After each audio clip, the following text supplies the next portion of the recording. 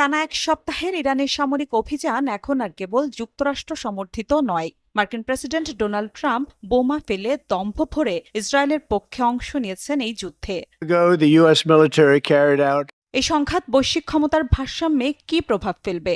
বার্তা সংস্থা রয়টার্সের লেখা এক কলামে বিশ্লেষক সাংবাদিক হুগো ডিকসন বলেছেন, এই যুদ্ধের মাধ্যমে ইরানের পারমাণবিক কর্মসূচি বন্ধ হলে যুক্তরাষ্ট্রের জন্য তা হবে এক বড় সাফল্য। ফের বিশ্ব ক্ষমতার কেন্দ্রে চলে আসার সুযোগ রয়েছে ওয়াশিংটনের। যদিও ট্রাম্প সমর্থক, উপসাগরীয় মিত্র এবং ইউরোপের কিছু নেতা ক্রমাগত যুক্তরাষ্ট্রের যুদ্ধে জড়িয়ে পড়ার প্রতি সংশয় প্রকাশ করছেন। কেননা ভিয়েতনাম, আফগানিস্তান ও ইরাক যুদ্ধে মার্কিন শক্তির খেলার ব্যর্থতার স্মৃতি এখনও তাজা অনেকের মনে। মধ্যপ্রাচ্যে চলমান এই অস্থিতিশীলতায় বড় হিসেবের খাতা খুলতে হচ্ছে বাইরের শক্তিগুলোকেও, যাতে বড় খেলোয়াড় রাশিয়া। তেহরানের সরকার পরিবর্তন হলে তারা এই অঞ্চলে গুরুত্বপূর্ণ মিত্র হারাবে ঠিকই, তবে রয়েছে লাভের হিসেবও।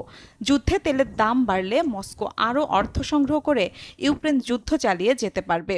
আর যদি যুক্তরাষ্ট্র ইরানের দীর্ঘমেয়াদী যুদ্ধে জড়িয়ে পড়ে, তাহলে তারা ইউক্রেনকে সামরিক সহায়তা দিতে আরও অনীহা প্রকাশ করতে পারে। যুক্তরাষ্ট্র আরেকটি মধ্যপ্রাচ্য যুদ্ধে আটকে পড়লে লাভের পাল্লা ভারী হতে পারে চীনেরও। ইরাক যুদ্ধের সময়ও এই সুযোগ কাজে লাগিয়ে অর্থনৈতিক ও রাজনৈতিক শক্তি বাড়িয়েছে বেইজিং। সাংবাদিক হুগো ডিকসনের মতে, এই সংঘাতের মাত্রা বাড়লে ক্ষতির আশঙ্কা ইউরোপের দেশগুলো। বড় তেল আমদানিকারক অঞ্চল হওয়ায় মূল্য বৃদ্ধির ধাক্কা সরাসরি তাদের উপর পড়বে। নতুন শরণার্থী স্রোতের ধাক্কাও সামলাতে হতে পারে ইউরোপকে।